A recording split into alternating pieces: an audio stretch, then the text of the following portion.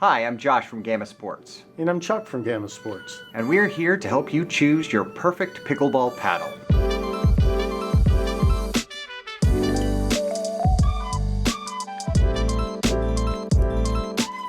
So Chuck, if I am in the market for a new paddle, what do I want to look at first? Well, picking a paddle can be a daunting task. The most important part of choosing a paddle is weight. You want to pick a paddle that's right for you, depending on what style of game you think you want to adopt. If you have a finesse game and you think you're going to do a lot of dinking, then you would want a lightweight paddle. Great. And that paddle weighs between 7 and 7.5 ounces. Now, if you want to move up to a medium weight paddle, you can gain a little bit of power, still have that finesse that you're looking for. But if you really want to drive the ball and you want to be an aggressive pickleball player, I suggest something over 8 ounces. So what's the next thing that I want to consider after weight? If I want power and I want a little bit more weight, then you would lean towards a fiberglass face.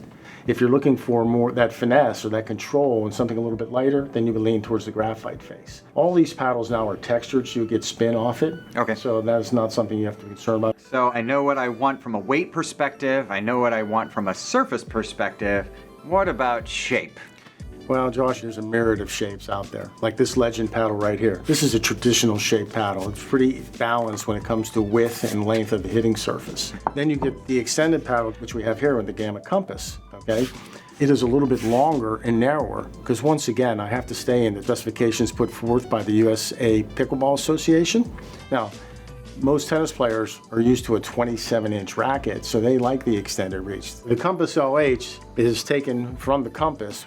When I lay this on top, you can see they're both the same length and they're the same width. The only difference is this area right here has been removed so we can take the grip up and make it a little bit longer. And this is great for tennis players that are accustomed to using two hands for a backhand, and it's also great for players that just want a little more leverage. So how does shape relate to picking a paddle? Well, that is where we came out with the teardrop shape here. This is the Hellbender. We wind it at the top, so we would increase the sweet spot by moving it up. When I say sweet spot, that is the optimum place where you're going to get the maximum amount of power, the maximum amount of feel. And another thing that you want to look for in these paddles is whether you want to go thick or thin in terms of the core.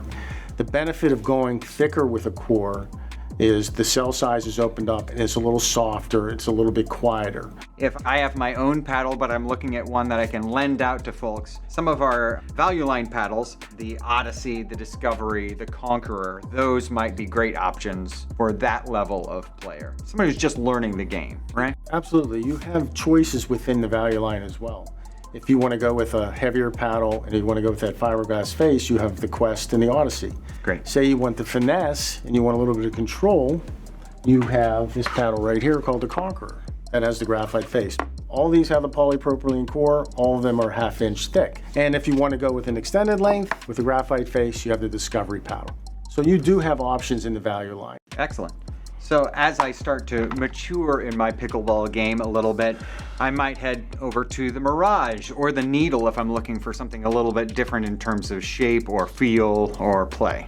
Exactly. And then finally, once I'm really hitting the top tier of my pickleball game, which I'm pretty close to already, unfortunately, I might go for the Hellbender or the Compass, something with that top tier technology, that massive sweet spot, or something that's really catered to my style of play after I've had a chance to feel out what I like, what I don't like, and what I need my paddle to provide for me as a player.